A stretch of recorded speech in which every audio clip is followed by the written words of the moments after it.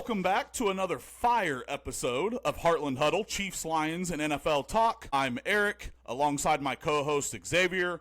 Xavier, it's been a few weeks. Audience, bear with us. We are getting it out, especially for this wonderful wild card weekend that's upcoming. But first, Xavier, how you been, man? I've been good, man. Just enjoying life, enjoying football. Good.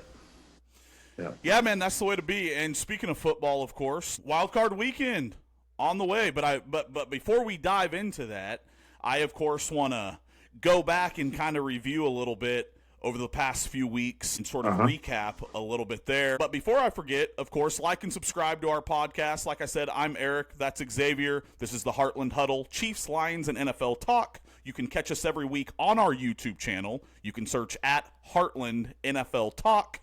You can also catch my monologue series every Wednesday where I kind of dive into some narratives and historical context. So with that, once again, like and subscribe. Xavier, both teams, Kansas City Chiefs and the Detroit Lions, lock up the number 1 seed. Talk to it, man. Man, well, I think everybody already had the expectation for the Chiefs to get there. But, there was an expectation for the Lions to get there, too, just given what they did last year. Yeah.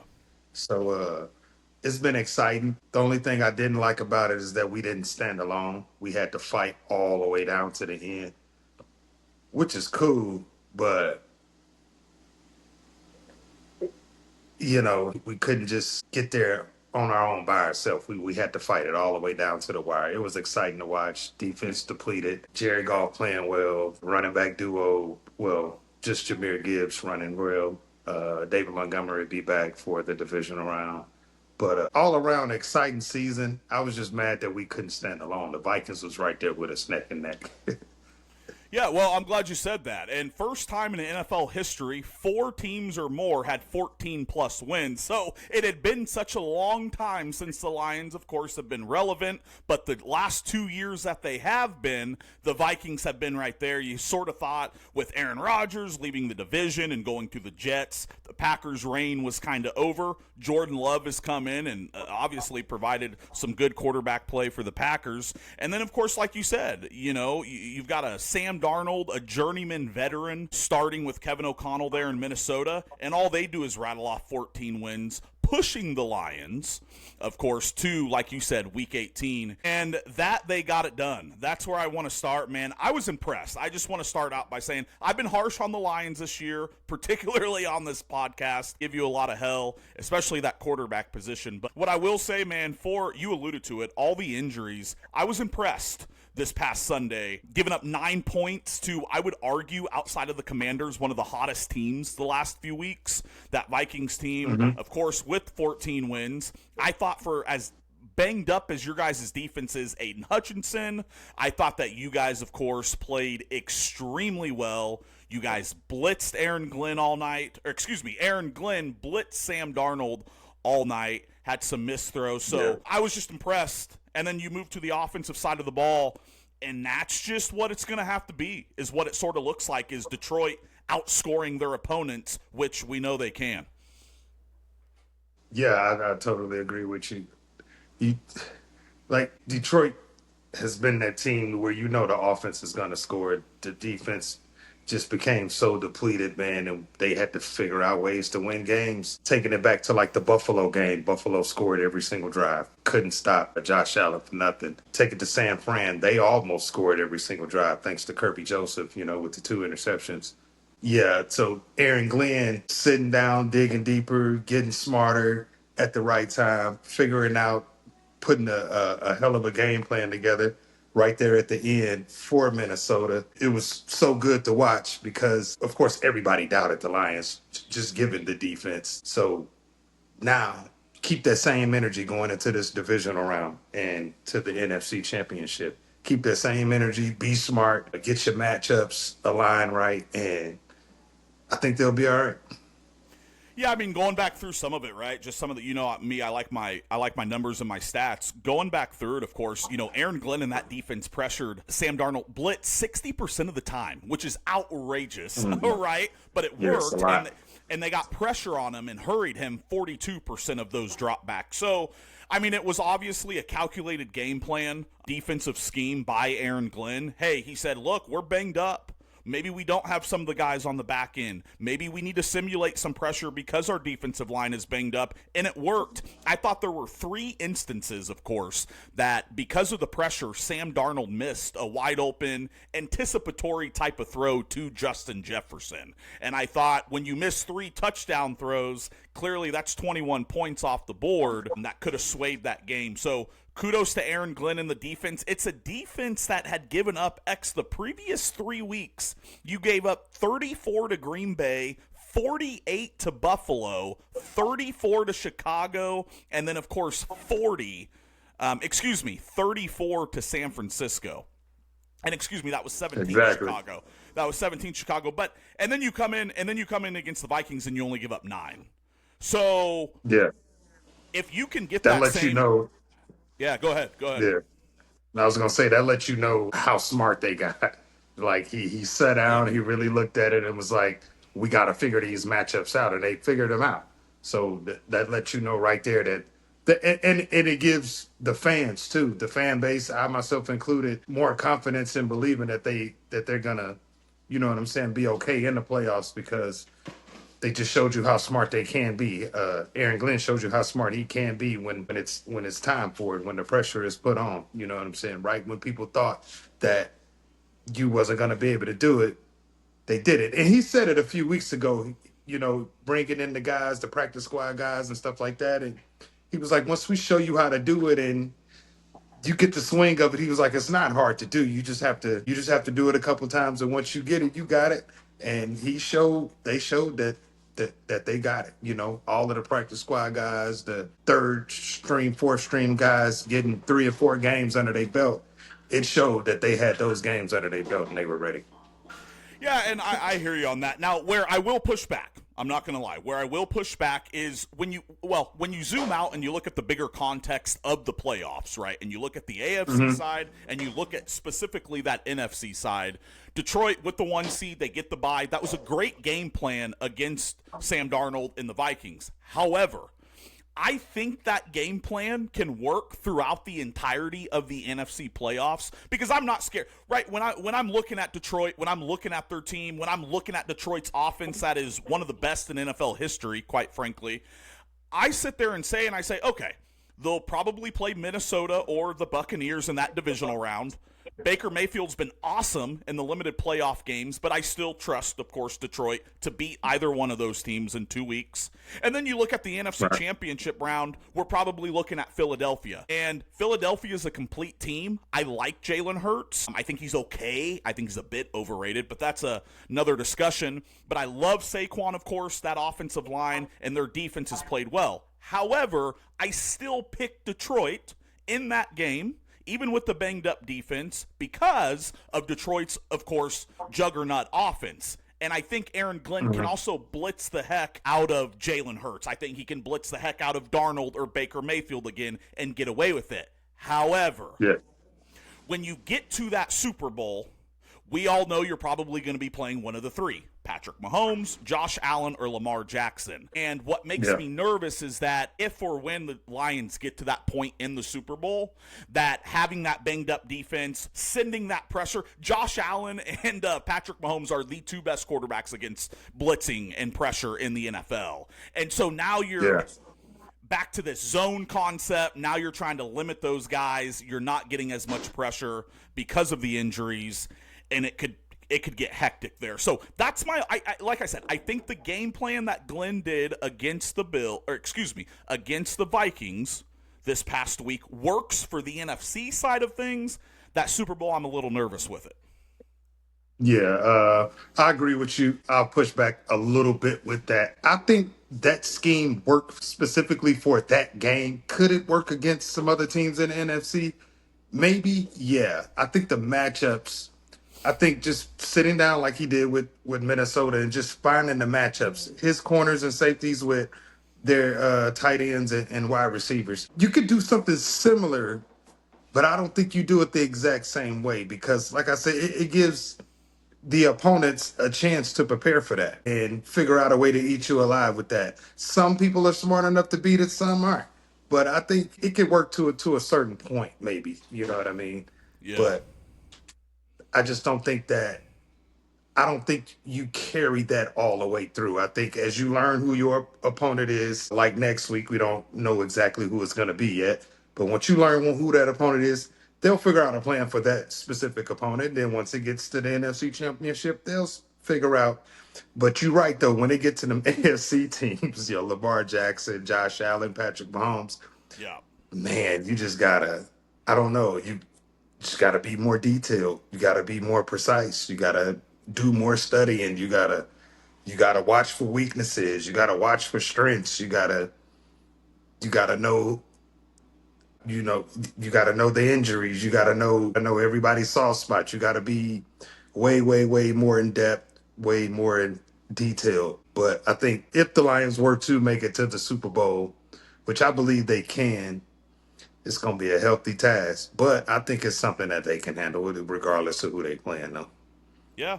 Yeah, I mean, I do too, and I'm excited for the Lions, and I think the reason why we still have so much confidence, even after the injuries, is because of that offense, and just looking at some of the numbers from that Vikings game, like you had mentioned, alluded to, Jared Goff with only 6 incompletions, 27 of 33 for 231 yards, a touchdown, had the 2 picks, but when you've got Jahmyr Gibbs on the ground going 23 carries for 139 yards, 3 rushing touchdowns, and added a 4th passing or catching touchdown or receiving touchdown. 1 or 2 best offensive lines in the NFL, probably not number 2. Jahmyr Gibbs clearly can be a bell cow with David Montgomery out. Now we know David Montgomery comes back, hopefully, in the divisional round. I think he's trending in that direction. Detroit has its Oh, yeah, he is.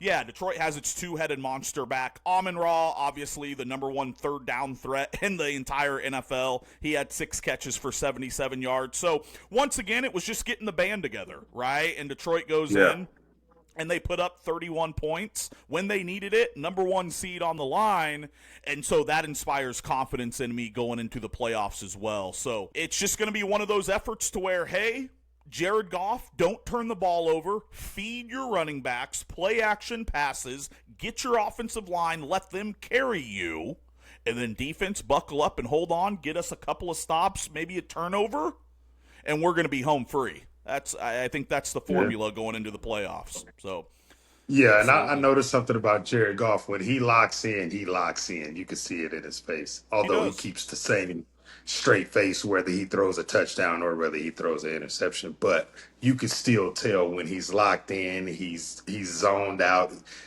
He's not Yeah. making sure he doesn't throw an interception. He's just making sure that the play gets completed. You know what I'm saying? So I don't think he thinks like, oh, I can't throw an interception. I don't think he thinks like that. He's way too calm to think like that. But I think once he's locked in, he's locked in. And he has the perfect offensive line protecting him too, giving him the time that he needs. Not every single play. I'm starting not to like Taylor Decker. He's That's your starting to get guy. a little sloppy to me. Nah, Penei Sewell's my guy. Frank Ragnow's my guy. Kevin That's Zeitler's my fair. guy. Graham Glasgow's my guy. So But all Taylor of them Decker, but Decker. all of them but Decker. I think Yeah. if Brad Holmes could use a first round pick on a left tackle here in April, I'm cool with that. I wouldn't argue it at all. You know what I mean? Fair. But yeah, but I think the whole team, man, I think they just gonna be locked in, man. They just gonna be locked in. I do It's gonna be a too. beautiful thing to watch, man. It's gonna I be a do beautiful too. thing to watch. And we're going to dive into more wild card weekend in the upcoming playoffs, of course. Just wanted to recap a little bit here on this past week 18. Once again, of course, my name's Eric. This is my co-host Xavier. This is the Heartland Huddle, Chiefs, Lions, and NFL Talk.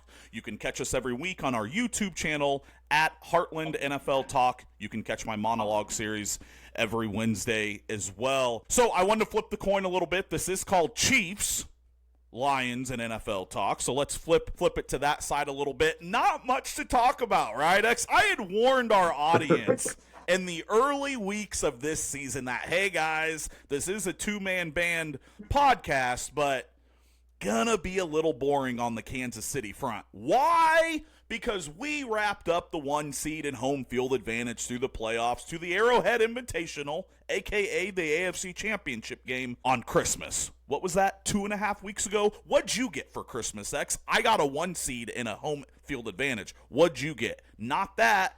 Like you said, Detroit drug it out, clear to Week 18. So Kansas City, and of course I'm just messing. Kansas City, of course, gets the number 1 seed, close that up on Christmas. Overall, I don't know, another just typical season, right? We're sitting here in late December. Patrick Mahomes, they've got all the calls. They've gotten lucky. They can't keep winning. They're injured. And Patrick Mahomes goes 15-1 and locks up with 2 weeks to go, the number 1 seed. Talk to it.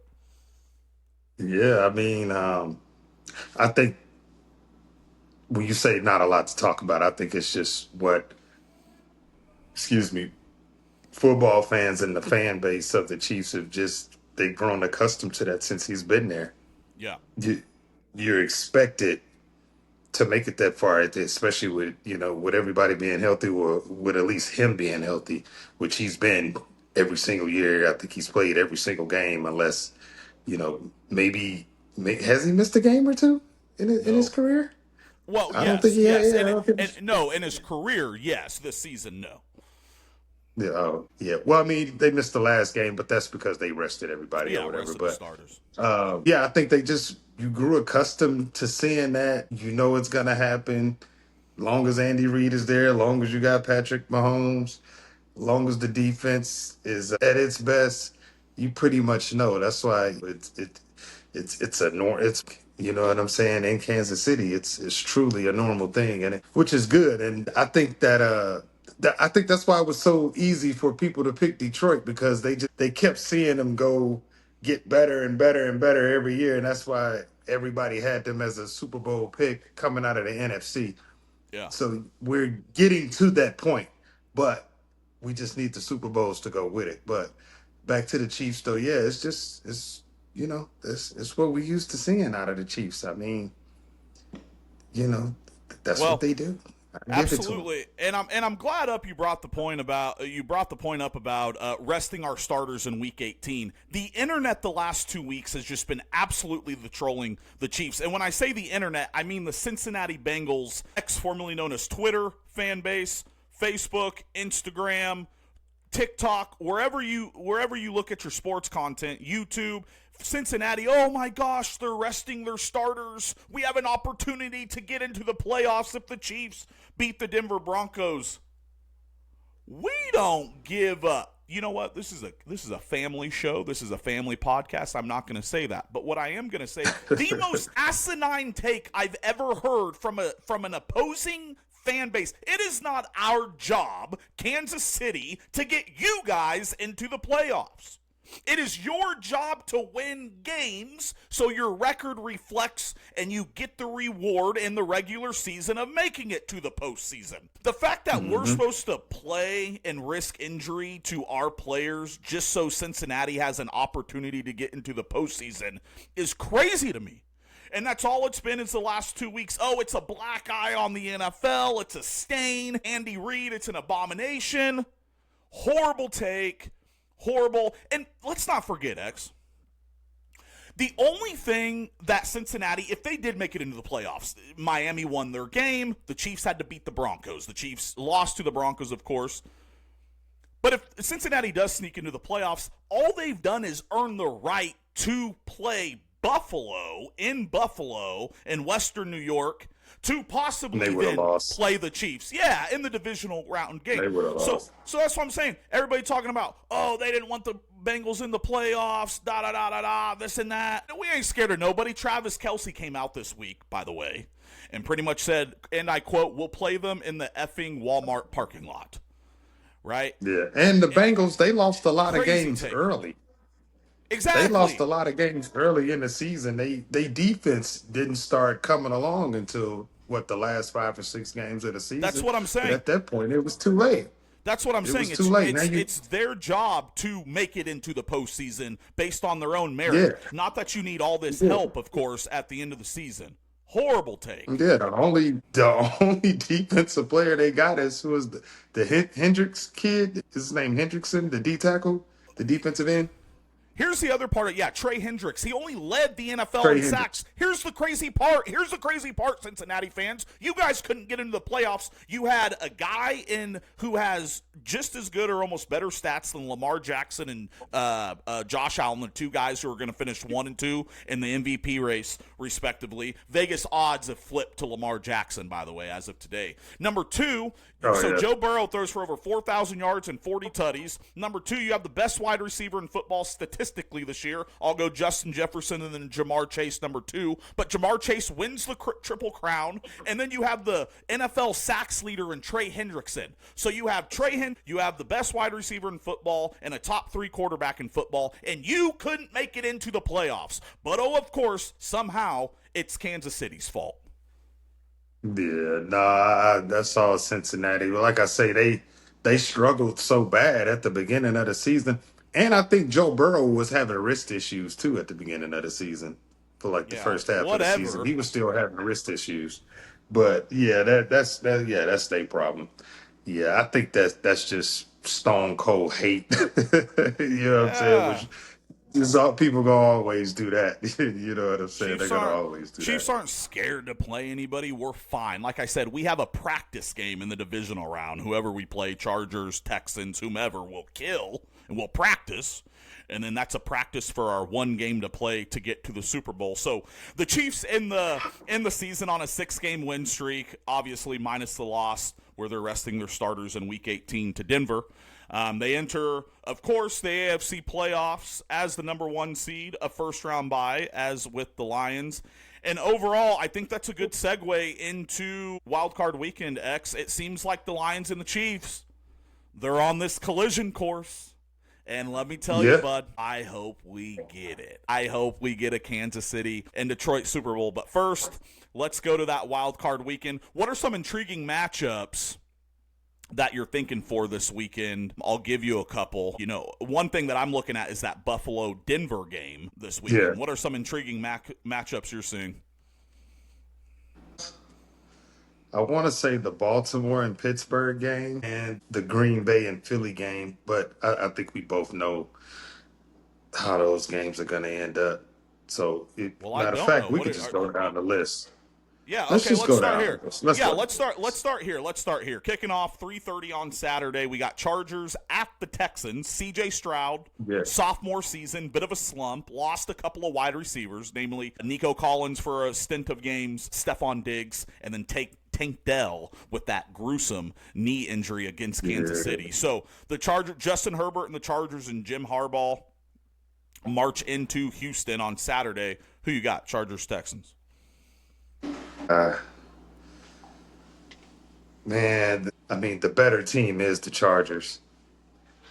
Let me ask you this, actually. Who needs the win more for legacy purposes, for narrative purposes, CJ Stroud or Justin Herbert? Who needs the win more? Justin Herbert, because he's going on, 6 years, 7 years in the league, and hadn't really got a whole lot out of him. I think he's only made the playoffs, once, maybe twice?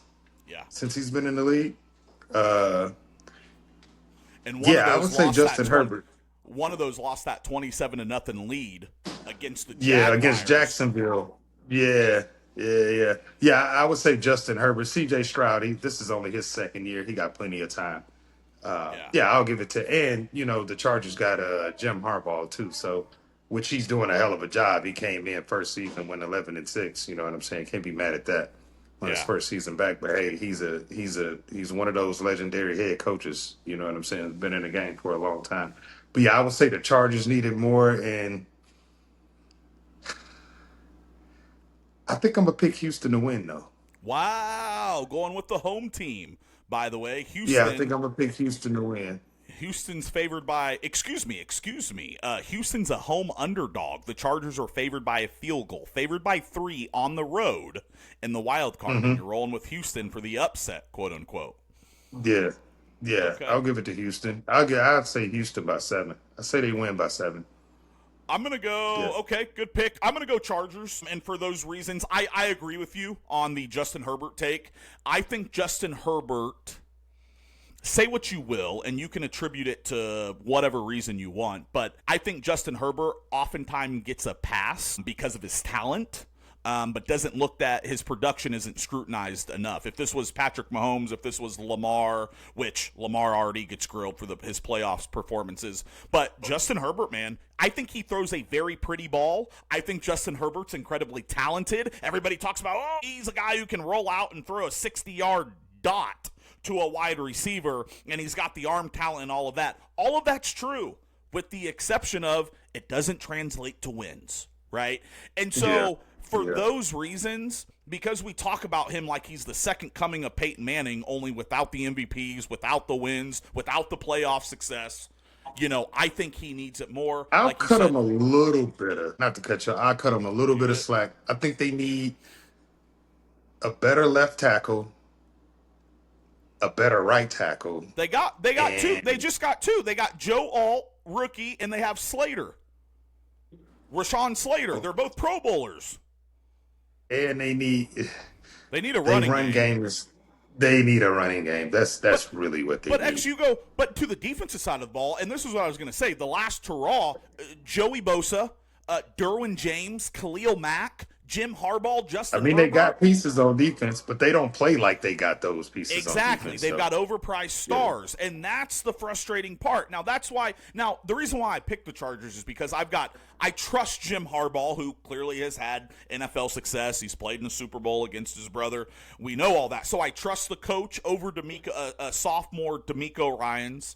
I think that as of right now, Justin Herbert is the better quarterback over C.J. Stroud, and the Chargers, if I'm not mistaken, have the number one scoring defense. They don't give up a lot of points at all. They're number one in the NFL. So I trust the quarterback more, I trust the coach more, and I trust the defense more. And for those reasons, in the playoffs, I'm going to take Chargers, and I'm going to take them to clear the spread. I'm going to say the Chargers by 4. I'm going to say a ball game. Somewhere around there. Absolutely. Chargers. Moving on.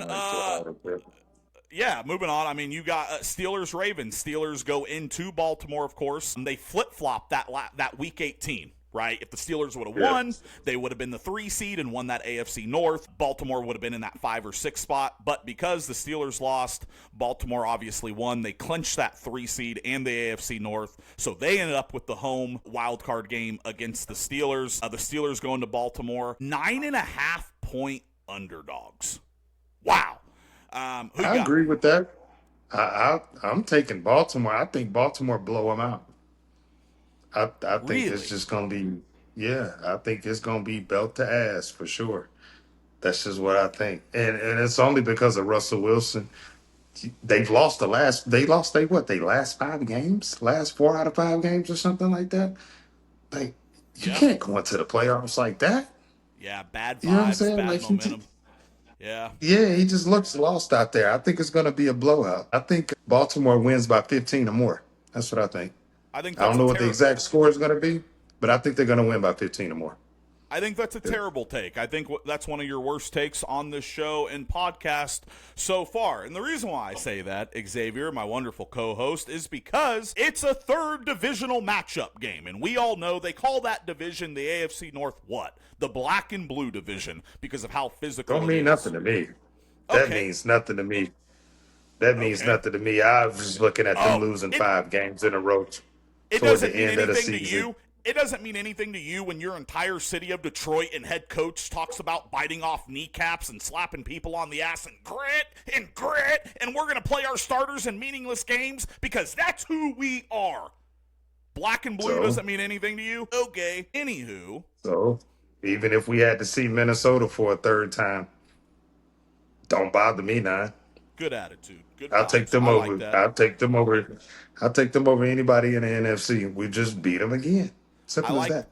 But I like the confidence. So you of course go Baltimore by 15 or more in blowout fashion. See, I don't. I go Baltimore as well, but I think it's by 3 to 7 points. I think it's a closer January third divisional game. I think for those reasons you just mentioned, They have lost their last 5 ball games. Russell Wilson hasn't played well. I think Mike Tomlin might pull the string a little bit on maybe a couple of packages, a couple of plays for Justin Fields. I think we could see him make an appearance in this game just to give Baltimore something to prepare for a little bit. And I think there's some wrinkles. Yeah. And hey, I like Mike Tomlin too, right? I love John Harbaugh for the Ravens, but I like Mike Tomlin too. So I like the Ravens in this one, but I don't think it's going to be a blowout. I think Pittsburgh's defense shows up. I think they've got something to prove. And going off of that, who needs this more? This is a good one. Who needs this more, Lamar Jackson or Russell Wilson?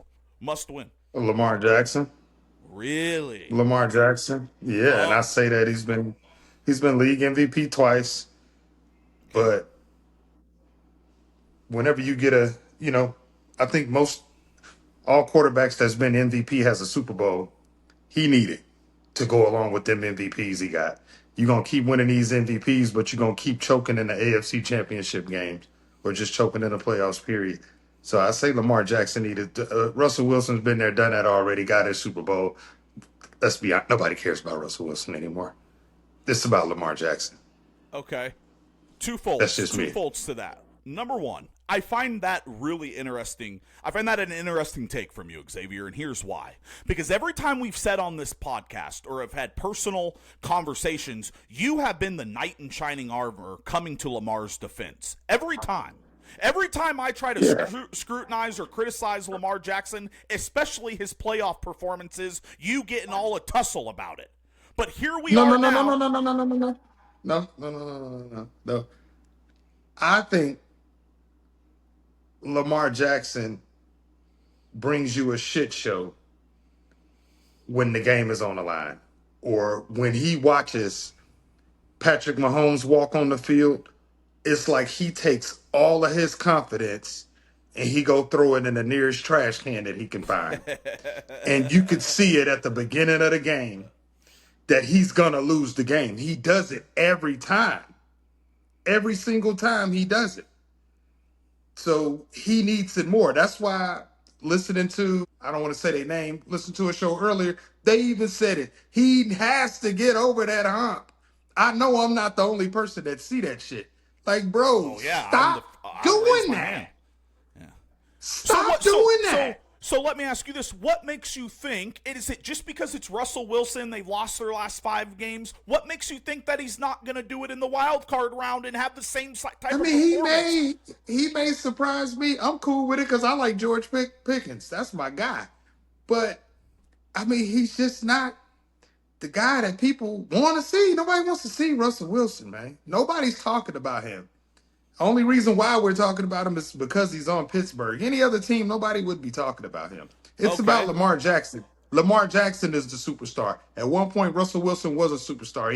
He went to the Super Bowl twice. He won one, lost one. Yep. He had his time already. You asked me who needed more. Lamar Jackson does. Okay. With all these league MVPs, this $55 million a year you making, it's you, Josh Allen, and Patrick Mahomes. Y'all the top 3 guys, and Joe Burrow in the AFC, but I'm leaving Joe Burrow out of it because his team is just so up and down. You know what I mean? You never know what you're going to get out of them. But Lamar Jackson needs it way more than Russell Wilson does. Okay. You can't be that prolific. You can't be must-watch TV, and then you get to the end and you just choke every single time, bro. Every time. Come on now. Okay, let me ask you this, because I don't disagree. Like I said, I've been harsh on this podcast to Lamar Jackson, and I wouldn't even call it harsh. I'd call it objectively fair based off of his last 4 or 5 playoff appearances, namely the most recent one last year, where only put up 10 points against Patrick Mahomes, Kansas City Chiefs team. However, let me ask you this: going to the Russell Wilson point, like you said, do you think, let's say, at the end of Russell's career, whether it be after this year, whether it be in 4 years, 2 years, he doesn't get a deal, does, who cares? At the end of Russell Wilson's career, let me ask you, right now, do you think Russell Wilson is a Hall of Famer? Not first ballot, but Hall of Famer. Right now, before this weekend. Yeah. I think he's still a Hall of Famer. He still had a great career. You know what I mean? He still had a great career. let me ask you this, because you hesitated, and I wouldn't say Russell Wilson is a Hall of Famer right now, right? I think he needs I to. can. But let me ask you this: if he walks into Baltimore and has a career-defining game in Baltimore on the road against a two-time That back-to-back could. MVP, do you think that That when could. voters look at it 10 years from now, they say, that's the game that put him over the edge. That's the game that's going to Yeah. get him into the Hall of Fame versus not. Yeah, I would say so, but I think the reason why he probably wouldn't get it now is because of how he left Seattle, how they got rid of him. I mean, you could see it, man. He was gone. He was mentally gone. You could see it Well, in, yeah, in, with in Pete Denver. Carroll. Him and Sean Payton, he was mentally gone. Like I think he had lost a really good friend or family member or something like that. And I think he was just like mentally devastated by it, but he was still trying to keep up this persona, this football persona, this quarterback persona day in and day out. But you could see that Russell Wilson was he was literally just like mentally gone.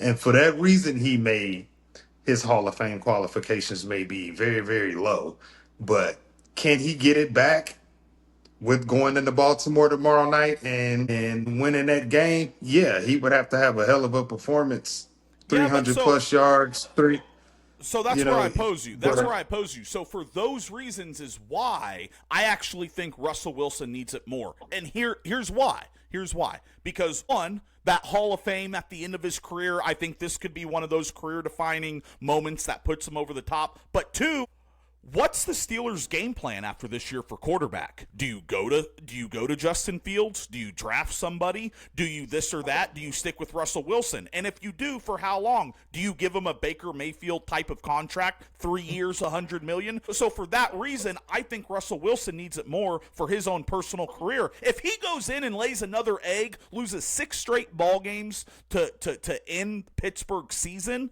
I don't think Pittsburgh brings him back.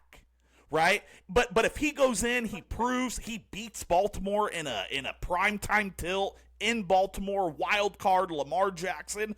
I think you have. Is he not at least in that Sam Darnold conversation that, hey, we'll give you 2 or 3 years, $35 million a year, $40 million? I think that may be what Mike Tomlin thinking, because I think the decision is ultimately up to him.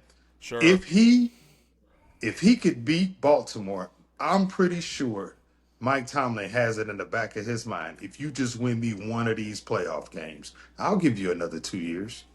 I'll give you 2 years, 75, 80 million. I'll do that. Because It won't be. right, because you haven't won a playoff game in 16, or excuse me, you haven't won a playoff game since 2016. You haven't won a Super Bowl in 16 years. That's Mike almost 10 Tomlin. years. Yeah, that's almost 10 years you haven't won a playoff game, and that's 16 years since you've won a Super Bowl, Mike Tomlin. So if Russell Wilson's the guy to get you over that hump, well, hell, I say you give him a shot. So, summing all of that up. But he has to win this game tomorrow night on the road in Exactly. Baltimore.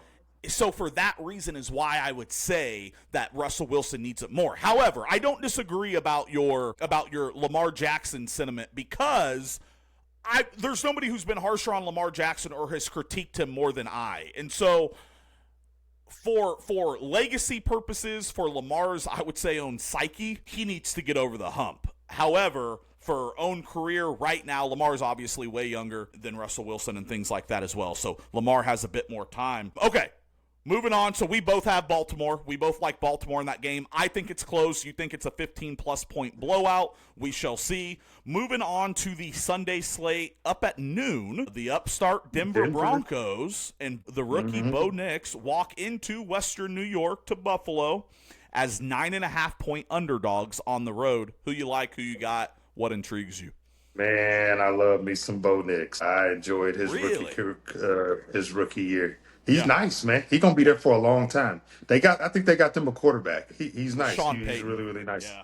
Yeah, and with Sean Payton, he got the guy he wanted. He picked him. I like Bo Nix. Is he all the way there yet? No, but he'll get there. But I mean,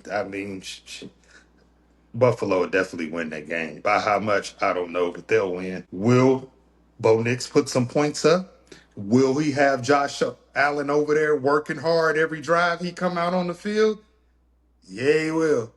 Yeah. because Bo Nix he got Cortland Sutton, he got Mims, he got some dudes now. You know what I'm saying? And he loved them guys too. You could tell they got a really really good rapport. So, but I'll still give it to Buffalo in the end. I'll give it to Buffalo in the end. On the Yeah, road in Buffalo. I agree. I agree. I don't have a lot to say about it. I just say Yeah. Buffalo's going to win the game. No, it's a 2-7 matchup. I mean, clearly we both think the Bills are going to win that game. I do think it's going to be closer, though. I do say I don't think the Bills cover the 9.5. I think it's a touchdown game. I could see a 30. Oh, it's definitely not 9.5. No, Yeah. it's going to be way If I was a betting smaller than man, that. side note, if I was a betting man, I would hammer that spread on the Steelers-Ravens game, that 9.5. And I would also hammer the Broncos, of course, making the Bills not cover the spread, however you say that. Yeah, Denver is going to put up points. Bo Nix is going to do that. Here's That the is a thing. fact. Here's the I don't know why intriguing they got the part. spread so high. Here's the intriguing part. Number one defense in the NFL is Patrick Surtain's in that Denver Broncos. The job Vic Fangio's done with that defense, I like them to limit and make life tough on Amari Cooper. I like them to make life tough. Riley Moss covering the other rookie, Keon Coleman, on the outside. I think Denver can load up in the box with Vita Vea and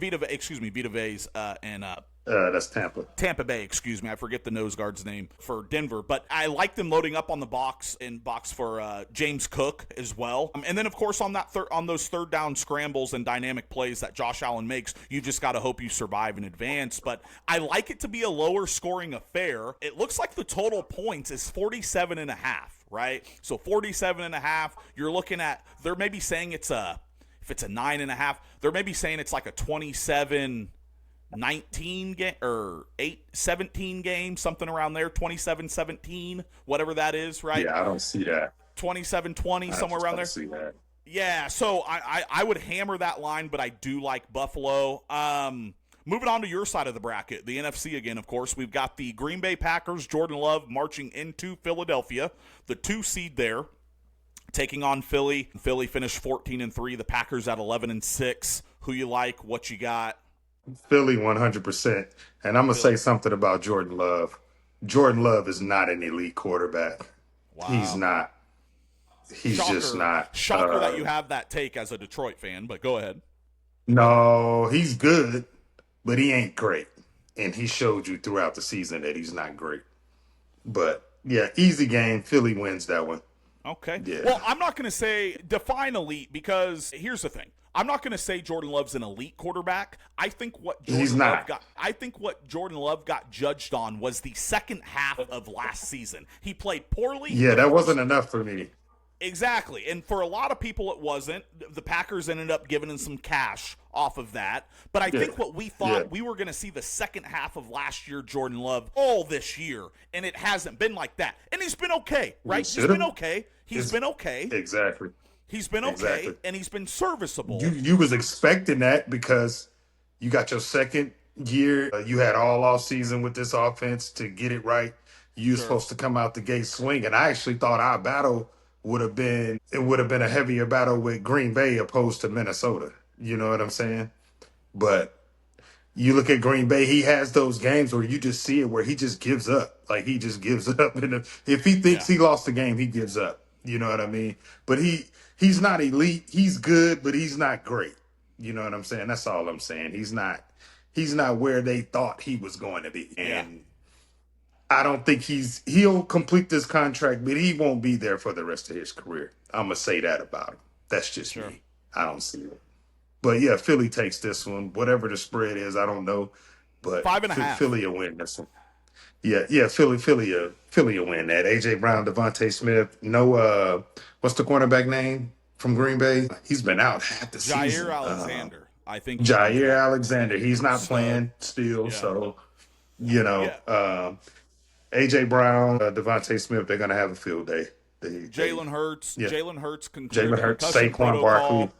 Jalen Hurts Yeah. cleared concussion protocol this week. I like Yeah. Philadelphia as well. I do like them to cover that 5.5. I think right now, Green Bay too, just the vibes are off in Green Bay. I think they struggled in the season. They lose Christian Watson. He goes down with the torn ACL. Sucks for him. I like Christian Watson a lot. He's one of the better young wide receivers in the NFL. However, I just think, I think Philly's too much of a complete team. I think their defense has been really great this year, especially over the second half. I think that, of course, anytime you have, Quads Barkley, the NFL's leading rusher, I think you have a good opportunity. A top 3 offensive line as well. So I like Philly to cover that 5.5 too. Moving into the Sunday primetime spot there on NBC, and we've got the upstart Washington Commanders, another rookie quarterback I know you like, Jaden Daniels walking into Tampa Bay to take on Baker Mayfield and the hot Buccaneers. Spreads at Tampa Bay's home favored by 3, favored by a field goal. Take it away. Yeah, I'm about to say it couldn't be a lot because Washington has a better record than Tampa Bay. They got 12. I don't know, man. Washington can win that game. Washington can win. Do I think they're going to? I don't think so. But they can win that game. They can. I agree. But do I think they are? I got to give the edge to Tampa Bay. But Washington can win that game. That's a tricky game. You know what? Yeah. I'm gonna pick Washington on the road. Wow, going with the road underdog. They can win that game. They can win that game. I truly believe they can win that game. Wow. Yeah, I'm gonna go Washington on the road. Yeah. I think Marshawn Lattimore is Marshawn Lattimore playing. I believe so. And you know he has great history with Mike Evans. They don't like each other at all. Yeah, but that's the exact reason why. That's one of the reasons why I'm going with Tampa Bay. This is the first one we disagree on. I like Tampa Bay. I like them by about that field goal. I could see not a last second type of thing, but it'll be close. Now, here's the reason why. 1X. I can't bet on a rookie quarterback as great as he's been this year. Rookie of the year. We get all that. But I can't bet on a guy who I've never seen in the playoffs. I don't know how he's going to respond. All signs point to good, and I'm not discrediting that. Hold on. Bear with me. However, but what I will say, I can bet on a Baker Mayfield who has the heart, who has the desire, who played great against the Kansas City Chiefs a few years back in a divisional round game. A Baker Mayfield who has played a tough Philly team last year, goes on the road, loses to Detroit last year, but wins a playoff game there, and by and large has played great in the playoffs throughout his career. I like Baker Mayfield. I love Mike Evans. 11 straight years tying Jerry Rice with 1,000+ yards in a season consecutively. I love the young running back Bucky Irving for Tampa Bay. And then not to mention Tampa Bay's defense with the aforementioned Vita Vea up the middle at nose guard. I like some of the guys they have on the outside in their linebacking core. So at home against a rookie quarterback, Baker Mayfield, Mike Evans, I like Tampa Bay by that field goal. It's a good thing, though, that they're at home. You want to know why? Why? Washington don't want to play in the cold. They happy as hell they get to go to Florida and play football. That's a bad thing. Are you kidding me?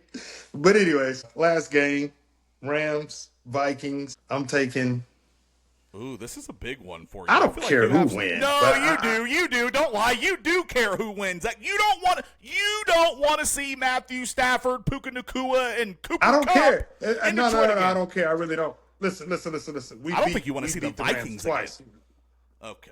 We beat the Rams 2 times this year already. Listen, but this is the only reason why I don't want to see the Rams is because the whole Matthew Stafford, Jared Goff trade swap thing, that story the ship has sailed. No, it's because he already Matthew beat Stafford's him twice. Matthew Stafford's a better quarterback. That's fine. He's a better quarterback. I get all of that. But the first time they played this year, he didn't have Puka Nacua or Cooper Kupp.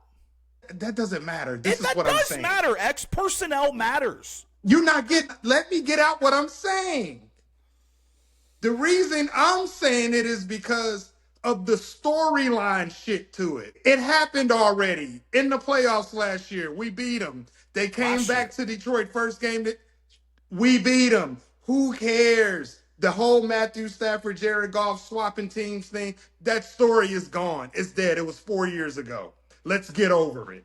That's the only reason why I don't care. But if we have to play the Rams, I don't care. We'll win again.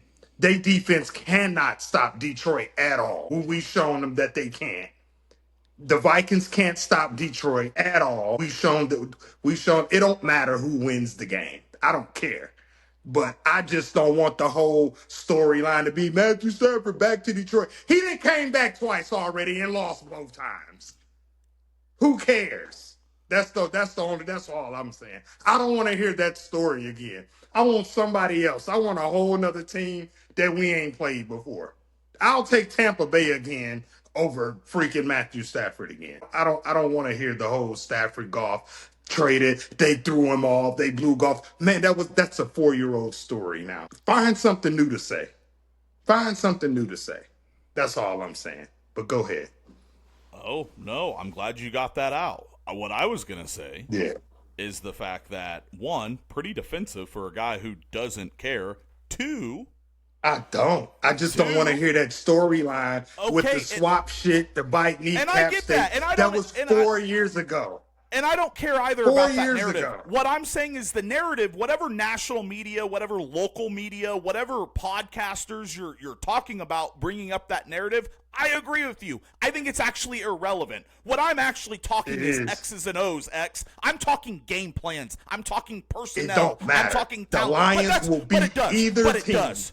But you're wrong about that. And the they're Lions will will beat to either team. One. They're going to lose to the Vikings. No, they won't. Round. Yes, we they will. beat them twice. We beat the Vikings twice this year already, and we beat the Rams twice this year already. How many more times do you want to see us win, Eric? How many more times do you want to see the Lions win? One more. And here's why. Do you subscribe to And we can do it. It's not a problem. You think the Lions care about that? Hold on. You think St. Brown cares? I think they do. Frank Ragnow cares? You think Kirby Jones? Them dudes don't care.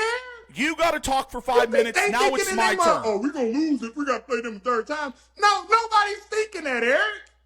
Nobody. Fuck both of them. They both trash to me. Sam Darnold is garbage. He won't get a deal after this. Matthew Stafford won't get an extension. They're going to make him retire or go somewhere else. And they can draft a quarterback and he'll probably go to Las Vegas or someday they'll draft a quarterback on him. Hey, trade him because we're going to give you 2 years and then you can go retire. No, the Rams don't even want Stafford anymore.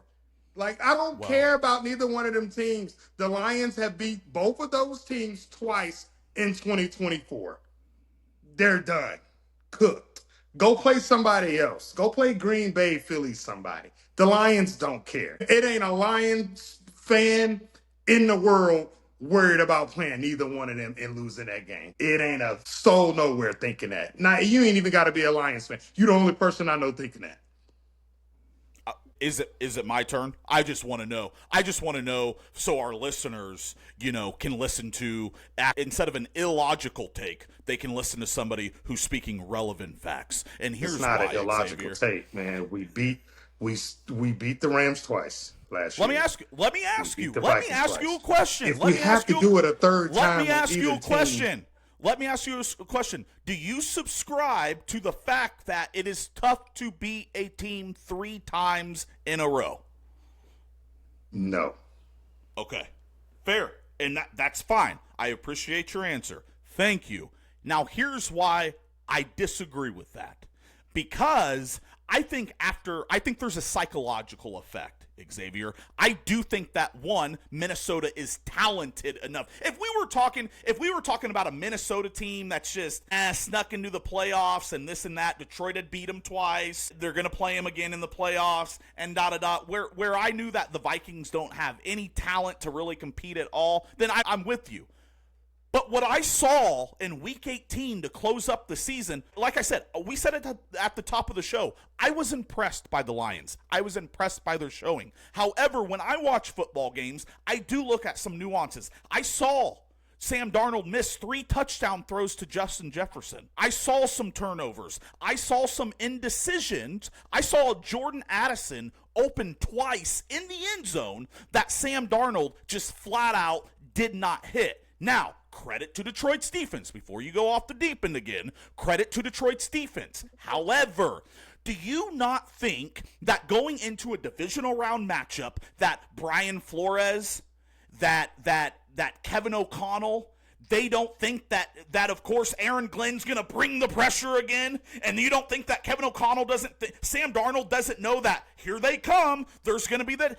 I'm talking about, it's hard when you're a divisional opponent. It's just like, it's the same reason that I think the Baltimore is going to struggle with the Steelers tomorrow, because it's the third time they're 1-1. It's a divisional game. You know each other so well. And we'll get to it in just a second, I'm not necessarily on the train that I want to see the Chargers as a Chiefs fan in the divisional round for those same facts. You know each other so well. And this other team has a psychological effect of like, man, not only do we want to win, but we know this team. We can play with this team, and we have the talent to beat this team. I am saying Detroit's going to lose in the division round to the Minnesota Vikings is what I think. However, I think there's some legitimate reasons to make that argument. You can sit back all you want and say, I don't care who we play. I don't care who we play. I don't. And that's fine. And that's fine. But what I'm telling you is you don't necessarily get to have that take, because the Lions haven't actually ever won anything in their history. You're not the Kansas City Chiefs. You're not on a dynasty run. You don't get to talk about, I don't care who we play. No. The Lions still have questions to answer, and I feel that the Minnesota Vikings could be one that gives them a big test in the divisional round. For those reasons. That's all I'm saying. Okay. Are you done? I am finished. Well, I appreciate you today. I had fun today, man. Well, it's been snowing here in Texas. The state is shut down. I figured what better thing to do than hop on the podcast. Speaking of the podcast, I'm Eric. That's Xavier, my co-host. This is the Heartland Huddle, Chiefs, Lions, and NFL Talk. You can listen to us every week on our YouTube channel. You can search at Heartland NFL Huddle. Now, I wanted to ask you too, X, going into it as well, specifically the AFC side of things, bigger threat to the Chiefs, and I've been thinking about this all week. Bigger threat to the Chiefs, Baltimore or Buffalo? You're going Buffalo. Biggest threat to the Chiefs. Why? You can't beat Buffalo. Hold on. Let's time out before we go down this rabbit hole. When you say we can't beat Buffalo, do you mean in the regular season? Don't matter. Okay, so the last 3 years in a row, we've knocked out Buffalo in the playoffs. So what do you mean exactly by we didn't beat them in the regular Buffalo? Season? But we beat them. I know we're undefeated against them in the playoffs. And what are we talking about? We're talking about the playoffs. At some point, they're going to pull your card, and it just might be this season. Okay, and that's what they said. Yep. Okay, so you think Buffalo is a bigger threat to Kansas City than the Baltimore Ravens? Yeah. Let me ask you this. Because Lamar Jackson, he's going to freeze up. He's going to tense up. He's going to lose the game on purpose. Why? Because let me that's ask just you, what he does when he sees Patrick Mahomes. Well, number one, Buffalo and Baltimore will play in the divisional round before they even see the Chiefs. And let me ask you, what makes you so sure I'll that give it to Buffalo. Yeah, what Buffalo makes you so sure of that? Baltimore. Why do you say that? Baltimore beat the brakes off of Buffalo earlier this year, blew them out by 20-plus points. Why would you think? No, not okay. You asked me my personal opinion, bro. Right? Is that what you asked me? Yeah, but didn't you ask me my personal opinion? There's evidence to contradict your opinion. I'm just asking why. I don't care if you ask me my personal opinion. You ask me right now in the playoffs, regular season done. I don't give a damn what happened in the regular season. Okay. Buffalo is going to be you guys' biggest challenge because Josh Allen is going to come into the game not scared, ready to throw the game away. Josh Allen is not going to be hyped every single game of the regular season and the playoffs. And then when he looks across the field and see Patrick Mahomes, he's not going to lose his confidence. You know what I'm saying? Like Lamar Jackson would. So I think Baltimore will get past Denver tomorrow. You never know. Denver might sleep them, but I'll be shocked if they do. But yeah, Buffalo will be the biggest threat. And of course, I think Baltimore is going to win tomorrow. I want to see that matchup. I guarantee you Buffalo wins that matchup. I don't care what happened in the regular season. Buffalo will win that matchup. It's going to be a Patrick Mahomes, Josh Allen head to head for the AFC Championship. I think you know that too. You see that coming. Okay. Okay. So let me ask you here. Let me ask you here. Like you just said, you don't care what happens in the regular season, correct? Right. Okay. So then if you don't care what happened in the regular season, then why do you say the Chiefs don't beat Buffalo? Like if you just said, well, you don't beat them. I didn't say they would beat. You No, no, asked no, who no, would be let me the finish. biggest challenge. I know, but what I'm saying, but following up to that, what I'm asking is, you just said, I don't care what happens in the regular season. That's what you just said. But before that, you just said that. You literally just said that. I know what I said. Yeah, But before that, said, okay, you said Buffalo will beat Kansas City. You said you don't beat Buffalo. You said you didn't beat them in the regular season. If I did say that, y'all Buffalo did beat y'all in the regular season. I know, but you just said against Baltimore you don't care what happened in the regular season. So which is it? Do you care regular season results or do you not? Listen, the initial question was, who would be the biggest challenge to the Chiefs? And I said Buffalo. That's who I think. Okay. That's all it was. All I'm asking is that you support that by using some evidence, but you just think Because that that's what I Buffalo's think. so you just think Buffalo's Because the better team. I'm about to give you my reason. Okay. Because Josh Allen won't freeze up when he see Patrick Mahomes on the other side. That's my reason. Fair. I understand. Now let me ask Lamar you. Jackson will. Okay, now let me ask you, since they will meet before either one gets to the Chiefs in the AFC Championship game, since they meet in the divisional round, what makes you so sure that Buffalo even knocks off Lamar in Baltimore? I don't know. It'll be an interesting game, though. I love to watch it. But you asked me who would be the biggest threat. I think. Okay. I don't know, man. I'll put my money on Buffalo. That's all I can say. I'll just put my money on Buffalo over Baltimore because that's just fair. what Lamar Jackson does, man. He just. I mean, prove me wrong. I want to be wrong. I want to see Lamar Jackson do it. You know, I've been adding back for some years. You know what I'm saying? Yeah. Way before the podcast, I would always defend Lamar Jackson. You know what I'm saying? Prove me wrong. But he has that repeated behavior when it comes to when you have to put it all on the line, he folds every single time. Yeah. Not only that he folds before the game even starts. You ever watch him during the regular season? How he be happy, smiling, skipping, and jumping? He get to them AFC championship games or them divisional games. He's sitting there with a stupid look on his face. It's like, where's all the hyperness? Where's the happiness? Where's the smiles? It's just another game. Lamar Jackson, he lets you know before the game that he's going to lose it. Would you put him on the same? Saying. Would you as a Dak Prescott? Nah, Dak Prescott. Oh, wow. What a fucking disgrace. Why you bring him up, man? Cowboys is not worthy enough to be talking about them right now. The reason why I bring Dak Prescott up, because Dak Prescott routinely, hear me out. For the last 3 years, Dak Prescott's thrown for over 4,000 yards and 35 touchdowns. He then gets to the playoffs. He chokes. He gets the deer in the headlights look. He chokes. He gets antsy, right? Lamar just came out this week and verbatim said, I've got nerves. I get antsy. And that's something I've tried to work on. So, would you put Lamar on in that same boat as Dak Prescott? No, because Dak Prescott, he done got so damn lazy. You watched him when Green Bay came down here last year to play Dallas. Dak Prescott, the first drive, when he threw that interception, Dak Prescott like, man, I'm ready to go on fucking vacation, man. I wasn't trying to play in no playoffs in the first place. Like, his whole aura was just like, bro, I don't want to play no football right now. I'm about to go enjoy this $50-60 million I'm making. Dak Prescott is trash, bro. He's garbage. Hopefully he comes out next season and do something different. But he and Jerry Jones, and I know it at least by week 4, week 5, because he signed that contract week 1. It was right before the first game, week 1. He signed that contract, and I know Jerry Jones is like, why did I pay this dude? Everybody's sitting there saying, don't pay him. Just let him make this $60 million this last year. Do not pay him. and I know he like, I should have never paid this dude. Well, he has to be he was paid. making 40. He was making 40. Just to clarify for our listeners, he was making 45. He just re-upped and signed a new 4-year deal. I thought this last year. No, I thought this last year he was. No, it was his he second was supposed contract. to make $60 million.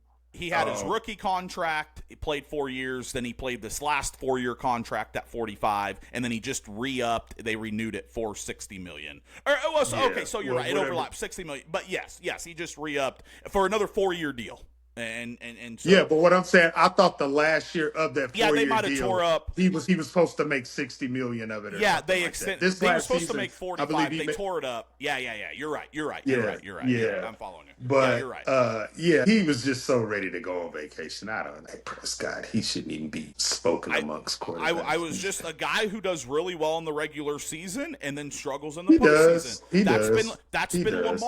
That's been Lamar's track record in past. So I was just asking if they were on that same plane or in that same boat. I got you. I don't put them in the same boat. I mean, Lamar. I think Lamar's Dak with MVPs. That's really the difference there. Okay, so we're looking at Wild Card Weekend. You think Buffalo's the bigger threat to Kansas City? After having gone through all that, I actually think Buffalo's the bigger threat too. So there's all that. You did all that damn arguing. Only to agree.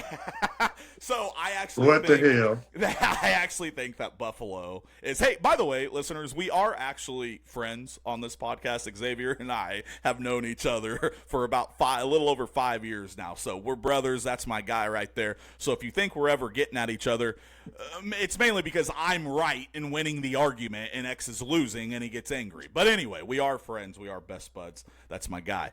But anywho, y'all just heard me get angry, and he still agreed with me in the end, didn't he? Well, that's what's up. So it's going to be an exciting wild card weekend. I'm glad we went through that. I'm glad to be back on the podcast. Like I said, this is Heartland Huddle, Chiefs, Lions, and NFL Talk. You can catch us every week on, of course, our YouTube channel at Heartland NFL Talk. Hey, like and subscribe. We really appreciate when you comment. We really appreciate fresh new content ideas, and we want to hear your opinions as well. Hopefully it looks like the Chiefs and the Lions are on a collision course to meet in the Super Bowl. And, of course, if that happens, they are. You know who's going to win.